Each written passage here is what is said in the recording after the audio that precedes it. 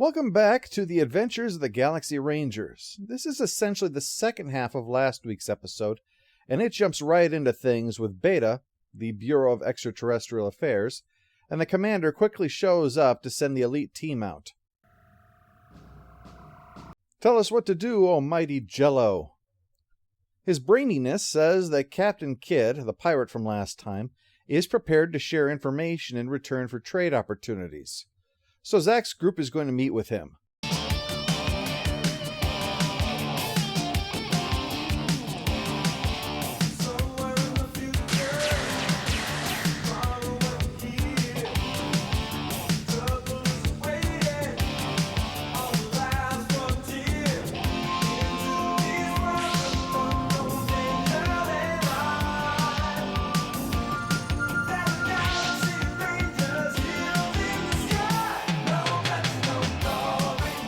I'll get to the music later.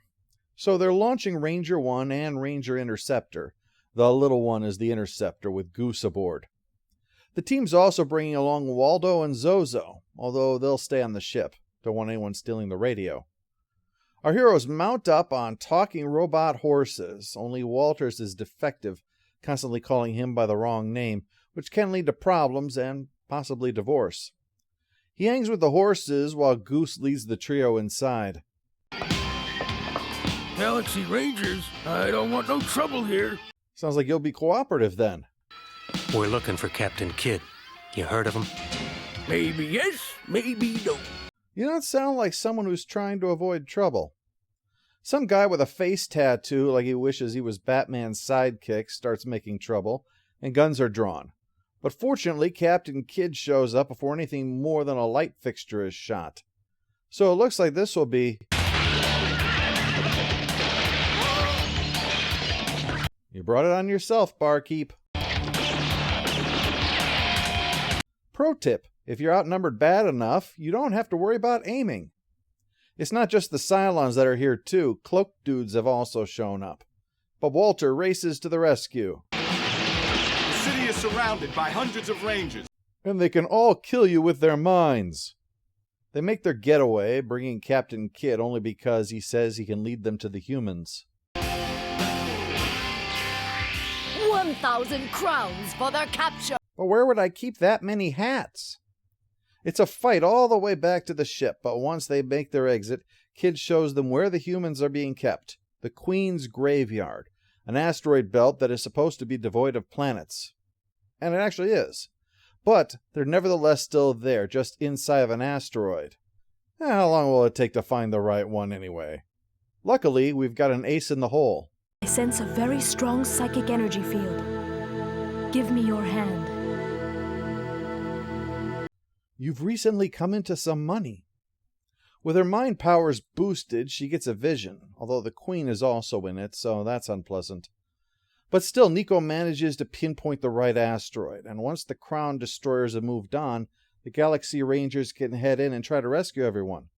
They bring along Captain Kidd despite his protests, and trick their way past the guards. Hello?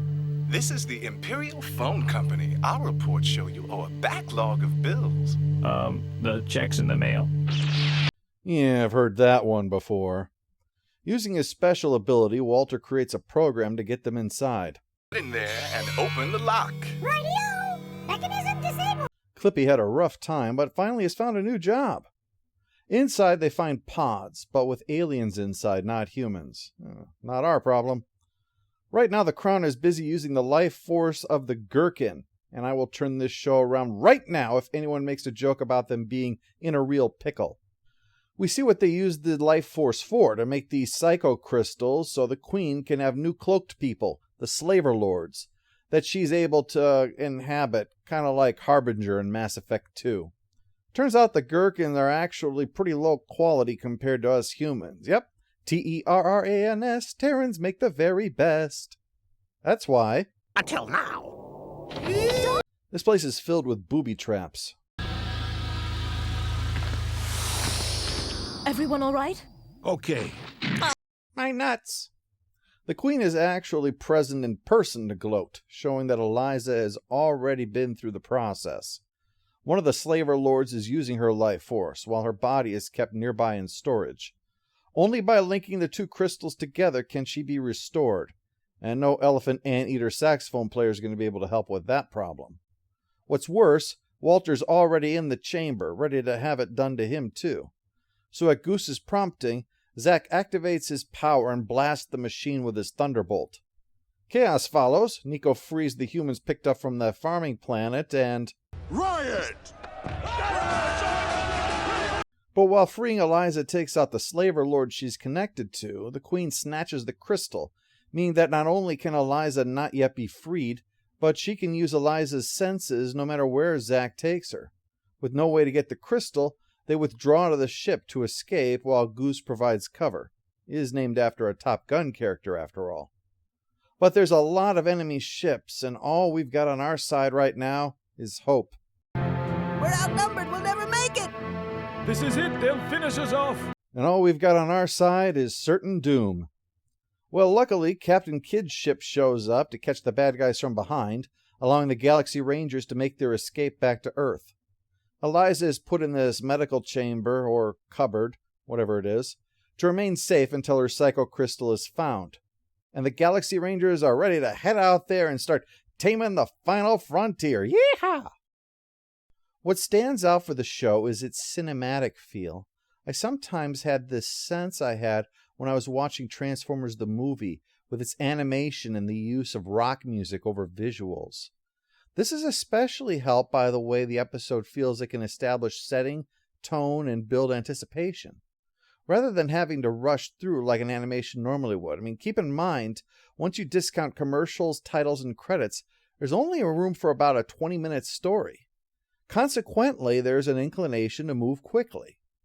Galaxy Ranger's comfort in going at its own pace again adds to this cinematic sense, because when you have a feature-length animated work, you have time for those other things too. Galaxy Rangers instead went with story and character arcs, a daring thing to do at this time for a show aimed at children. Galaxy Rangers, appropriately, felt like a trailblazer for such shows as Gargoyles, which had ongoing arcs and complex characters, and Justice League, which told single stories over numerous episodes. It is a show that impressively feels of its time, yet also ahead of its time.